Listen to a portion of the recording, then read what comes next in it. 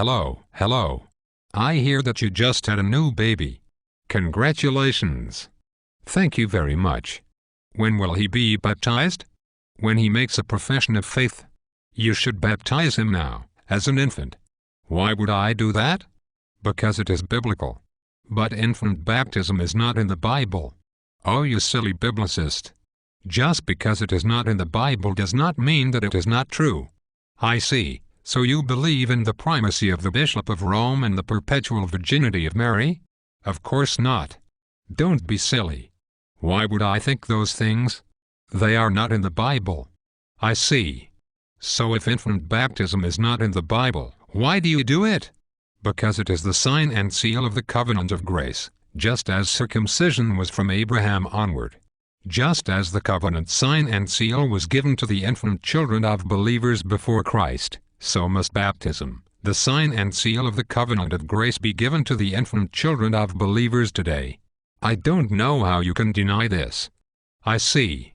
And where does the Bible say that circumcision and baptism are both signs and seals of the covenant of grace? Romans 4:11 teaches that circumcision was the seal of the covenant with Abraham. Colossians 2:11 teaches that baptism and circumcision are identical. Therefore, just as the sign and seal of the covenant of grace was given to the infant children of believers by circumcision, so also should the sign and seal of the covenant of grace be given to the infant children of believers by baptism. I cannot believe that you do not understand this. What about the children? I am following your argument so far, but where do you get the idea in the New Testament that baptism should be given to children of believers? Oh, you ignorant dispensationalist Baptist, you are chopping up the Bible into bits like all of your dispensationalist friends. Do you believe in the pre-tribulation rapture too? I bet that you have Clarence Larkin's charts hung on all of your walls too, don't you? What about the children?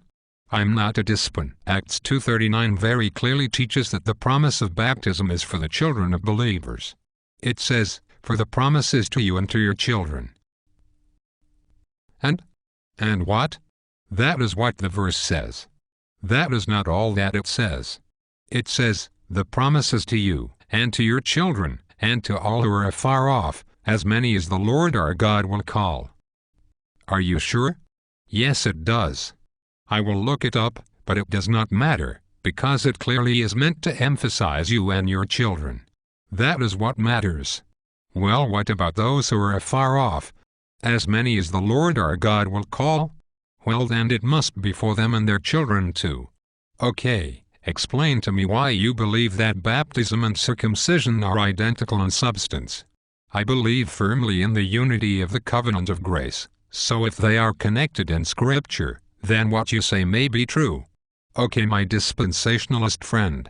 Circumcision is the seal of the covenant of grace, as I said, because of Romans 4:11. Baptism and circumcision are identical, as Colossians 2:11 clearly teaches. Why can't you see this? What about the children? I am not a dispensationalist.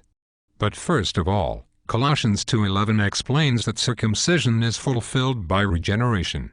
Circumcision pointed to the circumcision of the heart in regeneration. The sign has disappeared and the reality remains. Moreover, circumcision is not the only Old Testament sign connected to baptism. In 1 Corinthians 10, baptism is connected to the Red Sea and the cloud, and in 1 Peter 3, baptism is connected to the ark. So why do you see circumcision stand out? Oh, you silly dispensational biblicist. Circumcision is the sign and seal of the covenant of grace. That is why it is connected to baptism more than the other two. Was the ark the sign and seal of the covenant of grace? I think not. But in Romans 6, we have a very clear picture of baptism as a symbol of union with Christ in his death, burial, and resurrection. The ark and the Red Sea and the cloud are both fitting pictures of this. Circumcision is not. But it is the sign and seal of the covenant of grace. The Red Sea is not the sign and seal of the covenant of grace. Okay, about that. Let's talk about Romans 4:11. Yes, this passage clearly teaches that circumcision is the seal of the covenant of grace. But the passage reads that Abraham was given circumcision as a seal of the righteousness that he had by faith. It was given specifically to him as a sign that he had faith. Therefore circumcision as a seal could not be applicable to any of his descendants, because it was given to them before they had faith. Paul is making a point here that Abraham was justified by faith. But circumcision is the sign and seal of the covenant of grace. What about the children? Yes, let's talk about the children for a moment. Do you believe that children are in the covenant of grace? Of course they are. For the promise is to you and to your children. Well, in Hebrews 8, the New Covenant states that those who are in the New Covenant are those who have had the law written on their hearts and on their minds by God. All in the New Covenant know the Lord, from the least to the greatest.